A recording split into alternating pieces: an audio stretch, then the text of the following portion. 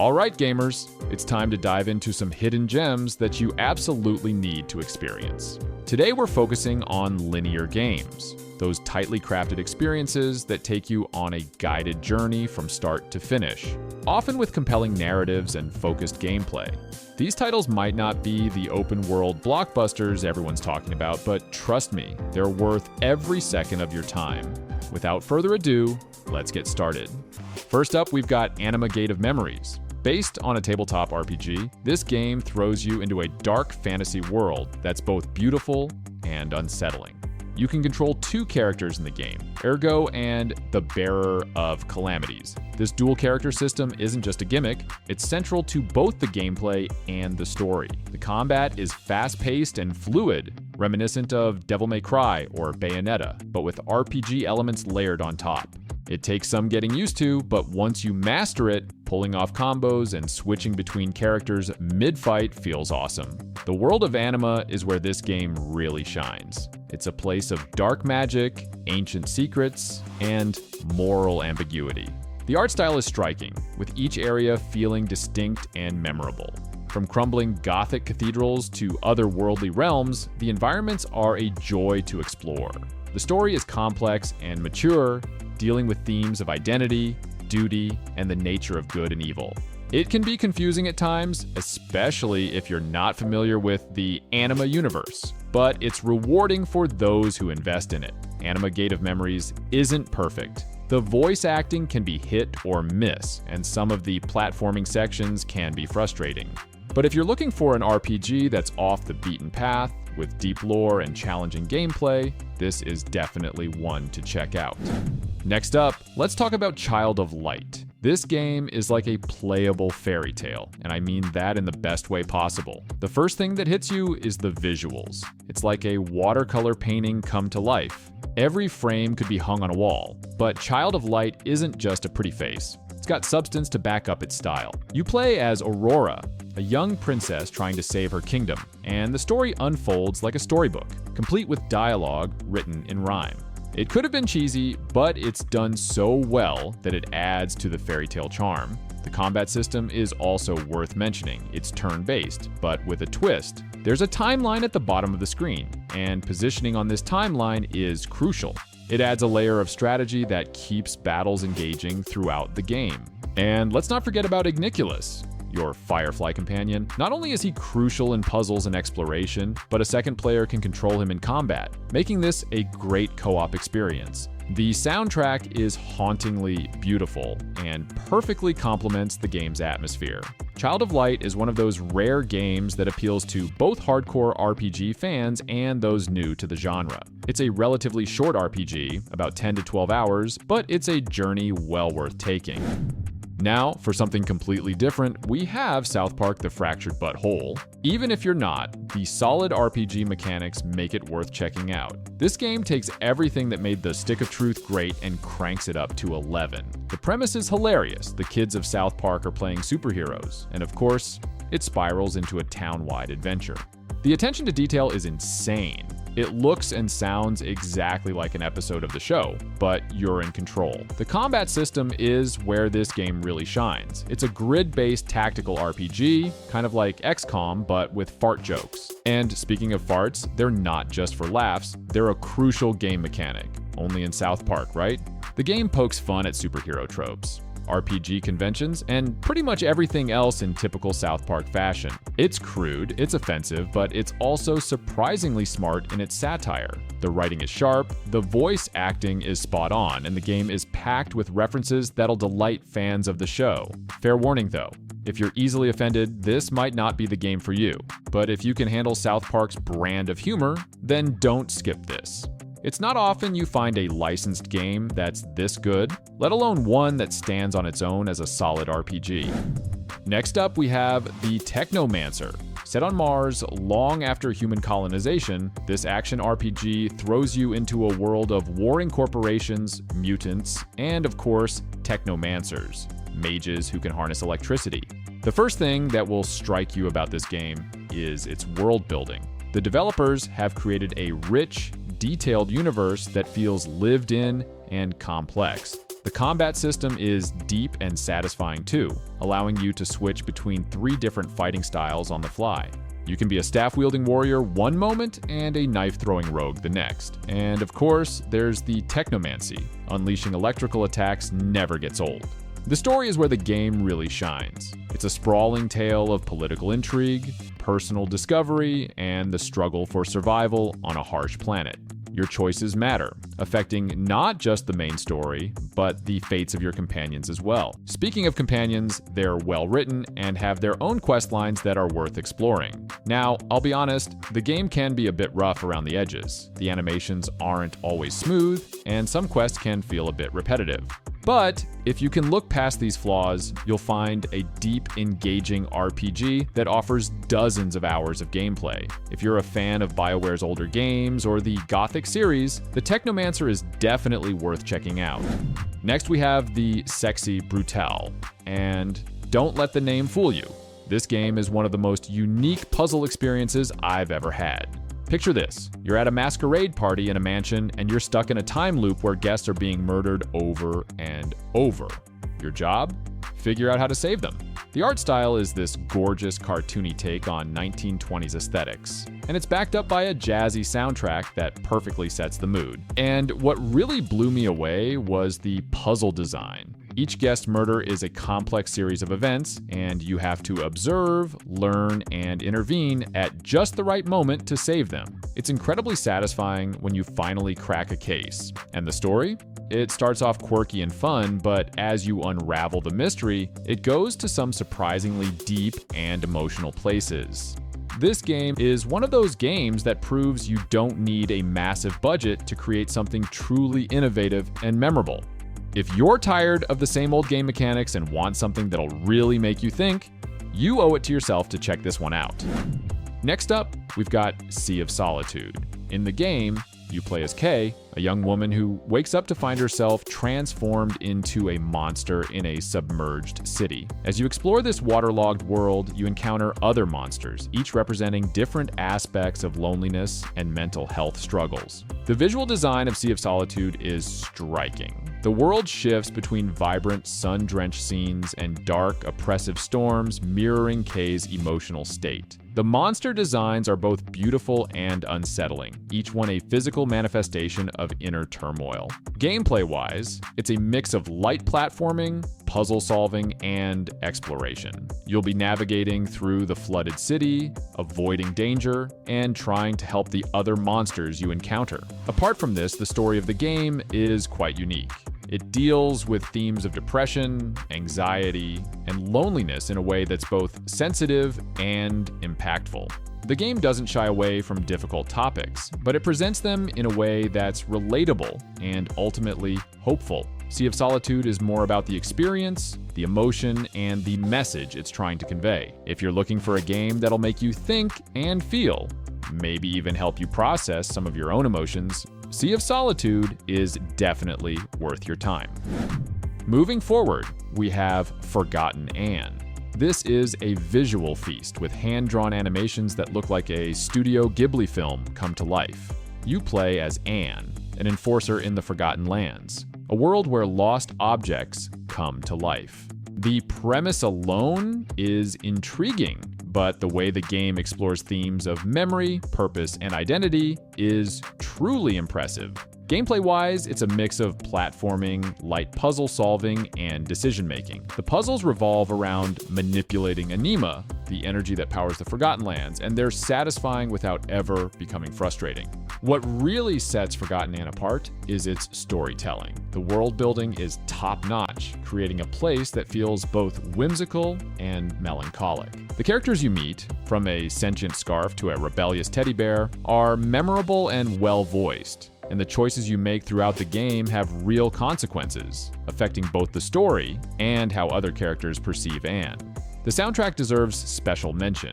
It's a beautiful orchestral score that perfectly complements the game's emotional beats. Forgotten Anne isn't a long game. You can finish it in about 6 to 8 hours, but it's an experience that'll stick with you. It's the kind of game that reminds you of the artistic potential of this medium. Alright, up next is the Red Strings Club. Set in a cyberpunk future, you play as 3 different characters. A bartender who can manipulate emotions through cocktails, an android with the power to craft personality-altering implants, and a hacker trying to uncover a corporate conspiracy. Sounds wild, right? It absolutely is, but in the best possible way. The gameplay is a mix of point-and-click adventure, mini-games, and dialogue choices. As the bartender, you'll be mixing drinks to influence conversations, trying to extract information from your patrons. The implant crafting sections are like a puzzle game, where you're shaping cybernetic enhancements to alter people's personalities. And the hacking sections, they're all about social engineering, manipulating people over the phone to get the information you need. The game tackles big questions about free will, the nature of happiness, and the ethics of technology. Every conversation is filled with choices that'll make you stop and think.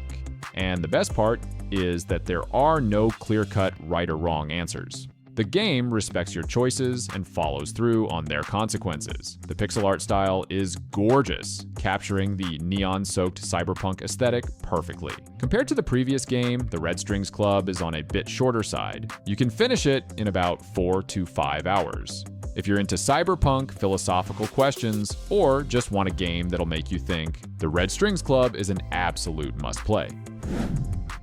Up next, we have the adventure puzzle game Rime. This game follows a young boy who washes up on a mysterious island, and from there, it's up to you to uncover the secrets of this strange place. The first thing that will hit you about Rime is its stunning visual style. It's like a watercolor painting inside a video game, with vibrant, sun-drenched environments that beg to be explored. The art style isn't just for show, as it plays a crucial role in guiding you through the game's puzzles and story beats. Speaking of puzzles, they're clever without ever becoming frustrating. You'll be manipulating light and shadow, sound, and perspective to progress, and each new mechanic is introduced in a way that feels natural and intuitive. But what really sets Rime apart is its emotional storytelling. Without a single word of dialogue, it manages to convey a deeply moving narrative about loss and acceptance. The way the story unfolds through environmental storytelling and visual metaphors is nothing short of masterful. And let's talk about that soundtrack. It's beautiful and perfectly complements the game's emotional journey. Rime is one of those rare games that you surely want to check if you want a compelling story. Next up, we've got Little Nightmares. Man, this game is a trip. You play as Six, a tiny character in a yellow raincoat, navigating through a twisted world that's both beautiful and terrifying. The atmosphere in this game is so thick you could cut it with a knife. Every environment feels lived in and threatening, from the creaking floorboards to the looming shadows. The puzzles aren't brainbusters, but they're satisfying to solve. And the platforming feels just right. What really sets Little Nightmares apart is its storytelling. There's barely any dialogue, but the world itself tells a haunting story that'll stick with you long after you finish. And let's talk about those enemies. They're the stuff of nightmares. The way they move, the sounds they make, it's all designed to keep you on edge. If you're into atmospheric horror that doesn't rely on jump scares, you need to play this game. It's a short experience, about 3 to 4 hours, but it's so impactful that you'll be thinking about it for days. Next up is Observer System Redux, and trust me, this isn't your typical jump scare fest. Set in a cyberpunk version of Poland, you play as Daniel Lazarski, a neural detective who can hack into people's minds. The game is a masterclass in psychological horror, building tension through its oppressive atmosphere and mind-bending dream sequences. The world of Observer is incredibly detailed, with every neon-lit corridor and grimy apartment telling a story of a society on the brink. The way the game blends reality and digital hallucinations is particularly impressive, creating a sense of unease that never lets up. Gameplay-wise, it's a mix of investigation and stealth, with the mind-hacking sequences providing the most intense and surreal moments. These trips into unstable minds are where the game really shines, presenting fractured realities that are both beautiful and terrifying. The sound design deserves special mention. The way it builds tension and immerses you in both the physical and mental worlds is masterful. Observer isn't afraid to tackle and explore ideas of consciousness, identity, and the cost of technological progress. While Observer plunges you into a dystopian future, our next game, Perception, takes a completely different approach to creating fear. This unique horror experience puts you in the shoes of a blind woman named Cassie, who uses echolocation to see the world around her. This innovative mechanic creates a haunting, blue-outlined world that constantly shifts and fades, adding a layer of tension to every moment. You're never quite sure what's lurking just beyond your perception. The game takes place in an abandoned mansion with a dark history, and as Cassie, you're there to uncover its secrets and confront the entity known as the Presence. The sound design in Perception is unsurprisingly exceptional. Every tap of Cassie's cane, every creak of a floorboard, every whisper of the wind contributes to building an atmosphere of dread. The story unfolds through multiple time periods, with Cassie experiencing the mansion's history through psychometric visions. It's a clever way to tell a complex narrative and keeps the gameplay fresh as the environment changes with each era. What I really appreciate about Perception is how it handles Cassie's blindness. It's not just a gimmick, it's an integral part of both the gameplay and the story, treated with respect and nuance. Now, I'll be honest, the actual horror elements can be hit or miss. The tension building is excellent, but the scares themselves aren't always as impactful as they could be. But don't let that deter you. Perception is a unique, atmospheric experience that horror fans shouldn't miss. If Perception's earthbound haunted house left you wanting more, Moons of Madness launches the horror into space, blending cosmic terror with sci-fi in a way that would make Lovecraft proud. Set on a Mars base, you play as Shane Newhart, an engineer dealing with some serious psychological stress and also eldritch horrors from beyond space and time. You know, typical Tuesday on Mars. The game does an excellent job of building tension, starting with subtle oddities and slowly ramping up to full-blown cosmic horror. The Martian setting is used to great effect, with the isolation of space adding to the feeling of helplessness. Visually, Moons of Madness is stunning. The Martian landscapes are beautifully realized, and the way the game portrays Shane's deteriorating mental state is both artistic and unsettling. For its gameplay, it's a mix of exploration, puzzle solving, and some light stealth sections. The puzzles are well integrated into the environment and the story, never feeling like arbitrary roadblocks. The storytelling is also great. It weaves together Lovecraftian horror, sci-fi tropes, and personal trauma in a way that feels fresh and engaging. If you're a fan of cosmic horror or just want a sci-fi game that goes beyond the usual alien shooter fare, Moons of Madness is definitely worth your time.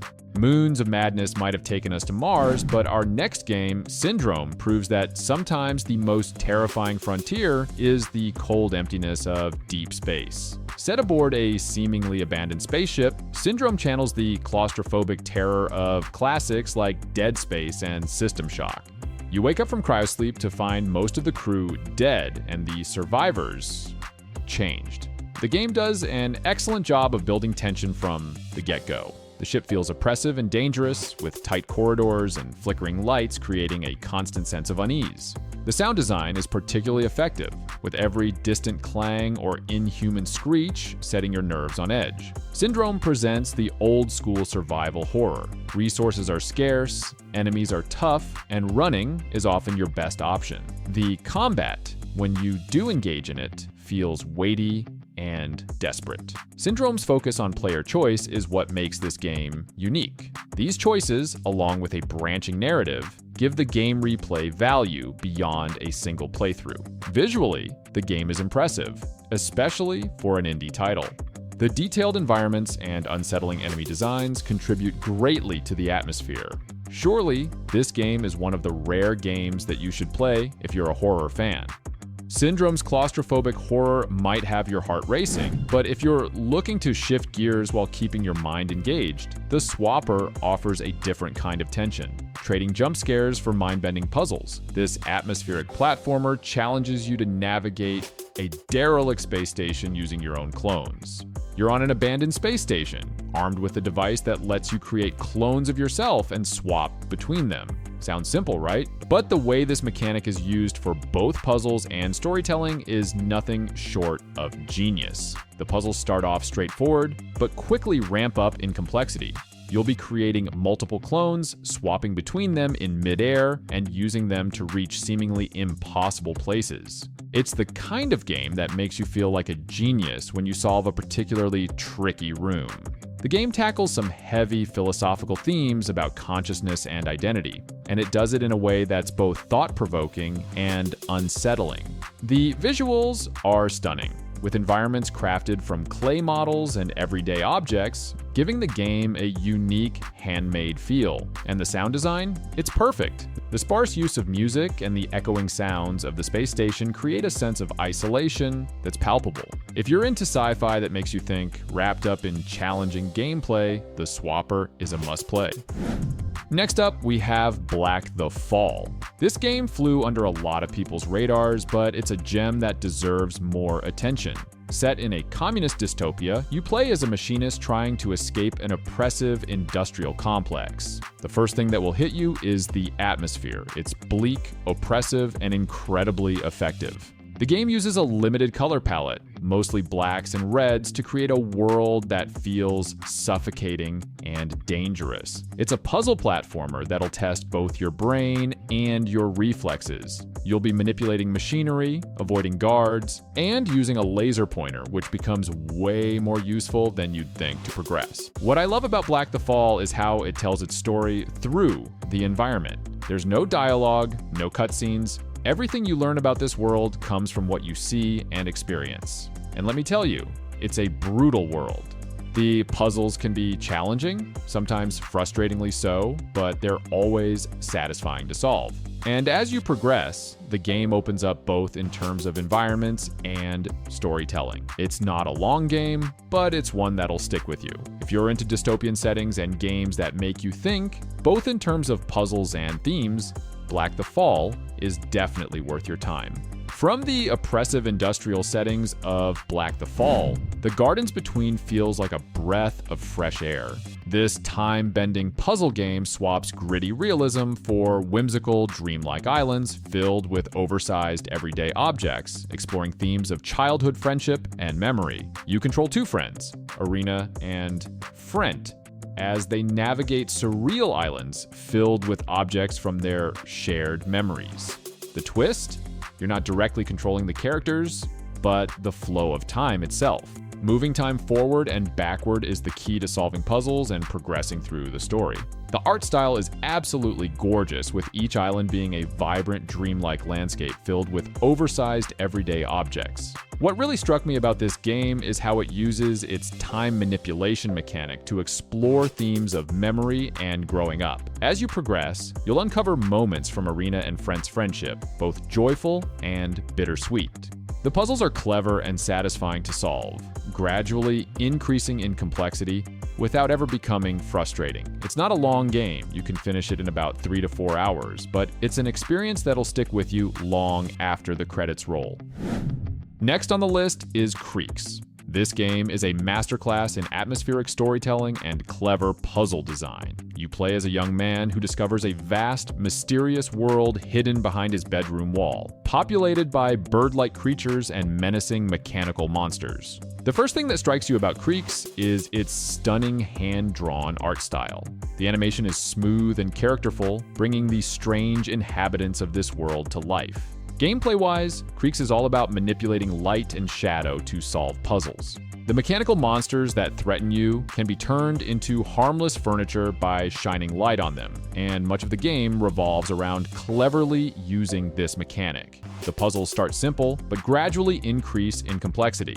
But what's impressive is how organic the difficulty curve feels. New concepts are introduced naturally through gameplay rather than explicit tutorials. While there's no dialogue, the story is told through the environment and occasional wordless comic panels. It's open to interpretation, but themes of overcoming fear and the power of curiosity run throughout. And take note that Creaks can be completed within 7 to 8 hours. If you're looking for a puzzle game with a unique atmosphere and clever mechanics, Creaks is definitely worth your time.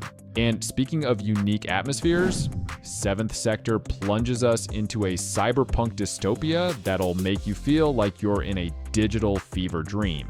This puzzle platformer starts you off as a mere spark of electricity in a TV, and from there, You'll travel through power lines, machines, and even robots as you uncover the secrets of an oppressive city.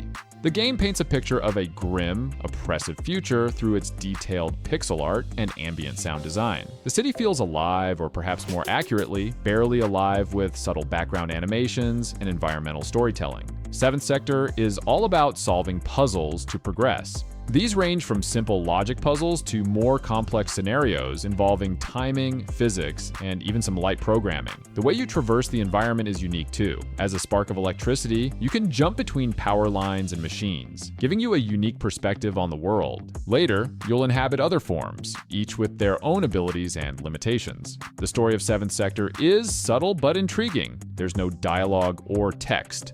Everything is conveyed through the environment and your actions. It touches on themes of surveillance, control, and rebellion, but leaves much open to interpretation. Seventh Sector isn't an easy game. Some puzzles can be quite challenging, but it's always fair. If you're looking for a puzzle game that'll make you think and immerse you in a richly detailed world, Seventh Sector is definitely worth checking out. But if you thought those puzzles were mind-bending, just wait until you step into the clinical chambers of our final game on this list. Cube 2 takes the spatial reasoning of Seventh Sector and takes it to the next level. This first-person puzzler puts you in the shoes of Amelia Cross, an archaeologist who wakes up in a strange alien world with no memory of how she got there. Armed with a pair of high-tech gloves, you have to navigate through a series of increasingly complex puzzle rooms to find your way home. The core mechanic of Cube 2 revolves around manipulating colored cubes in the environment. You can create bounce pads, extend platforms, create blocks, and more. The difficulty of this game is beautifully balanced, consistently challenging you without ever feeling unfair. Cube 2 has a stark, minimalist aesthetic of the puzzle rooms contrasts beautifully with the lush alien environments you glimpse between sections. The lighting and particle effects are particularly impressive, but what really sets Cube 2 apart from its predecessor is its story. Without spoiling anything, it's a narrative that keeps you guessing, touching on themes of isolation, trust, and the nature of reality itself. Cube 2 might be short, taking only 6 to 8 hours to complete, but it's an experience that will leave a lasting impression. And there you have it, folks. 20 games that you absolutely need to experience at least once. Remember, gaming isn't just about the latest AAA blockbusters. Some of the most memorable experiences come from these hidden gems. If you enjoyed this video, don't forget to like and subscribe to my channel. And hey, drop a comment below with your favorite overlooked game. Until next time, this is Mac signing off. Thanks for watching.